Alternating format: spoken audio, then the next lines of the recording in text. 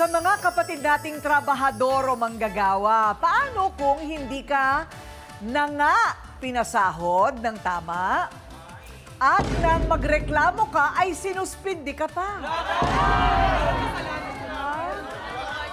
Bakit? Naku po, paano na ang pangangailangan ng pamilya ngayong naharap ang trabahante sa patong-patong na konsumisyon sa construction? Si Justin ay umuwi ng problemado dahil kulang-kulang na pasahod ng foreman na nagipit kuno. No, ganyan talaga yung mga foreman yan. Kulang-kulang magpasahod. Ang hirap-hirap ng trabaho ng construction.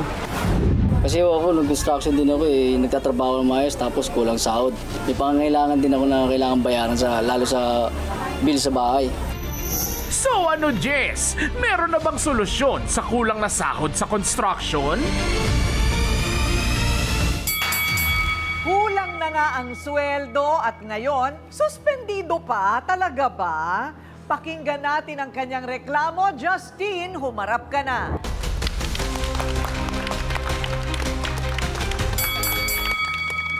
So, construction ng trabaho, Justin. Yes, okay. So, pero regular o lulubog-lilitaw? Lulubog-lilitaw lang, ma'am. Kasi, Talaga?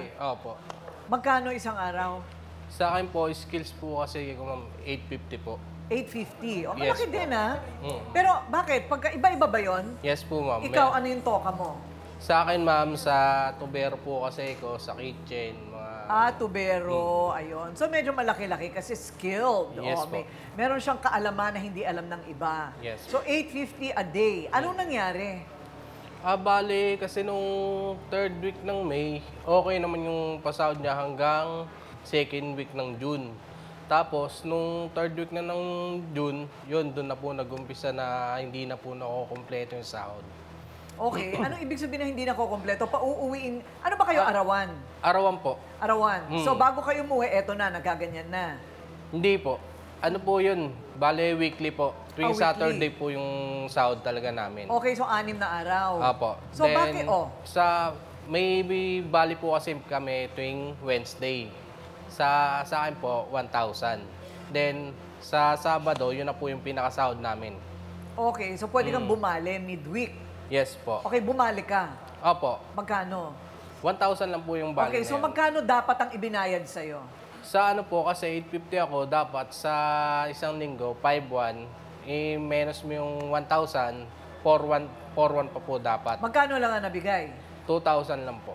Oo. Gaano katagal na yan? Ano po, almost tumagal po ng 3 weeks, ma'am eh. Okay, so linggo-linggo kulang. Yes po. Bakit daw ganon? Bakit ganon? Hindi ko po alam sa ano niya eh. May sinabi siyang ano na ginamit niya sa nanay niya. Oh. Yun. Alam nyo, yung foreman, iba-iba yan eh, hindi ba? Yung foreman, kung minsan siya nag-aabono, kung hindi yung talagang kontraktor, no? Opo. Ito ba yung foreman lang talaga? Diretso sa may-ari? Opo. Diretso sa may-ari. So, walang kontraktor. Wala po. Walang mag-aabono. Yan ay pera talaga galing sa may-ari. Yes po. Ayun. Nagamit niya. Mm. O anong sabi niya yun niya? Kailan daw niya ibabalik? Yun po, papalitan niya naman daw po, pero hindi po namin alam kung kailan niya mapapalitan. Lahat kayo? Ganon? Hindi ko lang po alam, ma'am, na kung lahat kami, kasi karamihan, kulang talaga yung sahod sa amin. Ay. Teka muna. So may utang siya sa'yo. Yes, O ma'am. bakit ka pa nasuspinde? Ayun, ma'am, kasi one time na tiyempuan ko na dumating yung may-ari, kinausap ko po kung bakit po ganun yung sahod namin na laging kulang. Ayun, sabi niya po, nabibigay naman daw kay foreman ng lahat ng sahod. Nahuli, nabuko. Yes po. Ayun. Ayun. Oh. Kaya yun, nung nagalit yata sa akin si foreman. At sinuspindi ka? Yes po. Ano yung suspindi sa'yo? Isang linggo? Ilan? Ayun, matagal din po kasi hindi pa po ako nakakabalik sa trabaho eh. Hindi ka pa tinatawag ulit. Suspended without pay.